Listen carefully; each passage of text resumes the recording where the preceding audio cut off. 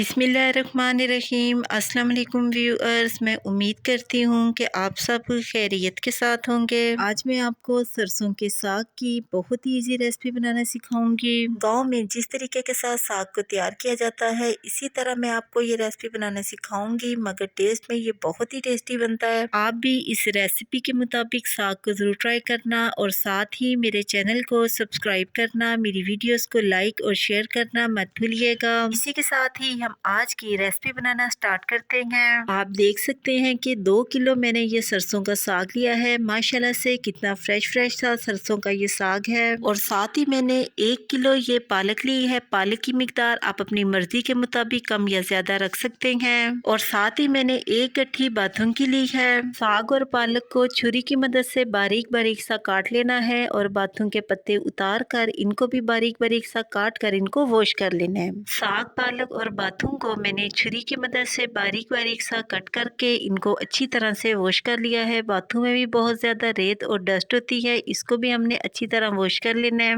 आप घर में मौजूद प्लास्टिक की कोई भी टोकरी वगैरह लेकर इसमें साग और पालक को डालकर वॉश करें, इसमें ये बहुत ही आसानी के साथ वॉश हो जाएगा। साग में तकरीबन हमने 20 से 25 अदद हरी मिर्चें शामिल करनी है, इनको भी मैंने वॉश कर लिया है। साग में हरी मिर्चें हमने ज्यादा डालनी है, इसमें रेड मिर्चों का इस्तेमाल कम होता है और हरी मिर्चों का इस्तेमाल ज्यादा होता है।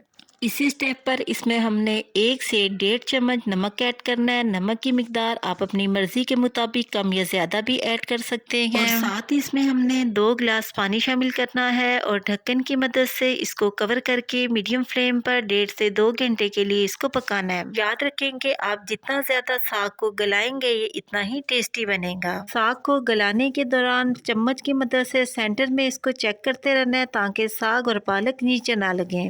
आप देख सकते हैं कि 1 घंटा गुजर चुका है और साग में अभी भी पानी मौजूद है। हमने ढक्कन की मदद से इसको दोबारा कवर कर देना है और इसको पकाना है। मीडियम फ्लेम पर साग को मजीद पकने देना है यहाँ तक कि साग का पानी ड्राई हो जाए। 1.5 घंटा गुजर चुका है और साग का पानी काफी हद तक ड्राई हो चुका है। आप चाहें तो इस स्टेप पर साग को जूसर वाले जार में डालकर इसको बारीक पीस सकते हैं, लेकिन यहाँ मैं मदनी की मदद से इसको बारीक पीसूंगी। इस स्टेप पर चूल्हे की फ्लेम को स्लो रखते हुए साग को इस तरीके के साथ मदनी की मदद से बारीक पीस लेना है। जिन लोगों ने इस तरीके से साग को कभी नहीं बनाया, एक बार मदनी की मदद से पीस कर साग को ट्राई करें, इसका टेस्ट बहुत ही जबरदस्त आता है। जिस साग को इस तरीके से हम हाथ से पीस कर बनाते हैं इसका टेस्ट बहुत ही जबरदस्त आता है, जो जूसर वाले जार में पीस कर बनाने से नहीं आता। चूल्हे की फ्लेम मैंने नीचे से स्लो रखी हुई है, इसलिए साग में मौजूद थोड़ा बहुत पानी जो रह गया है वो भी ड्राई हो जाएगा और साग भी हम पीस लेंगे। हमारा साग माशाल्लाह से बिल्कुल रेडी हो चुका है। अब हमने चूल्हे की फ्लेम को ऑफ कर देना है और इसका तड़का तैयार करते हैं।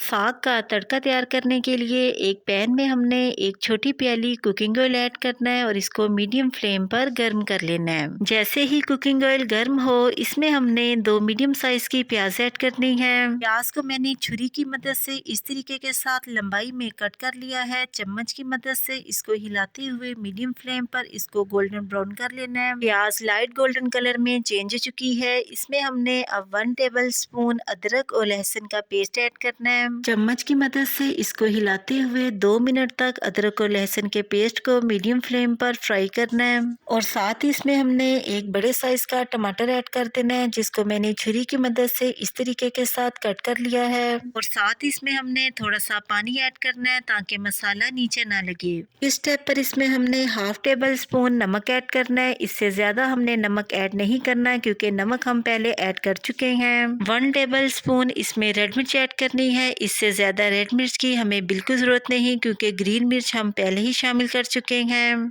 और साथ ही इसमें हमने 1 टेबल स्पून पिसा धनिया ऐड करना है।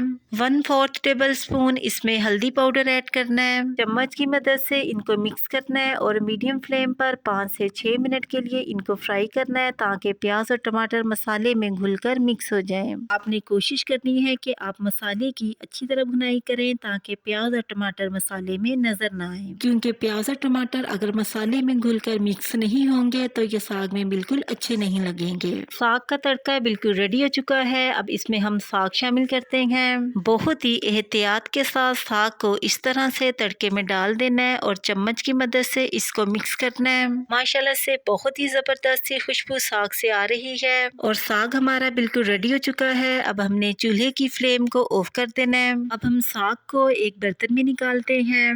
बहुत ही जबरदस्त से कलर और लुक में सरसों का ये साग बनकर बिल्कुल रेडी हो चुका है। साग के टेस्ट को मजीद डबल करने के लिए इसके ऊपर हम देसी घी ऐड करते हैं। देसी घी की जगह आप बटर का भी यूज कर सकते हैं, जो भी आपको पसंद हो। मैं यहाँ देसी घी का इस्तेमाल कर रही हूँ। लीजिए, बहुत ही आसान तरीके से साग हमारा बिल्कुल रेडी हो चुका है। आप भी इस तरह से साग को जरूर बनाना और कमेंट सेक्शन में अपनी राय के बारे में मुझे जरूर बताइएगा कि आपको मेरी आज की साग की ये रेसिपी कैसी लगी। इसी के साथ ही मैं आपसे दोबारा मिलूंगी नेक्स्ट प्रोग्राम में एक नई रेसिपी के साथ। तब तक के लिए अपना बहुत ही ख्याल रखिएगा और मुझे अपनी दुआओं में जरूर याद रखिएगा। मैं अब आपसे इजाजत चाहती हूँ। अल्लाह हाफिज।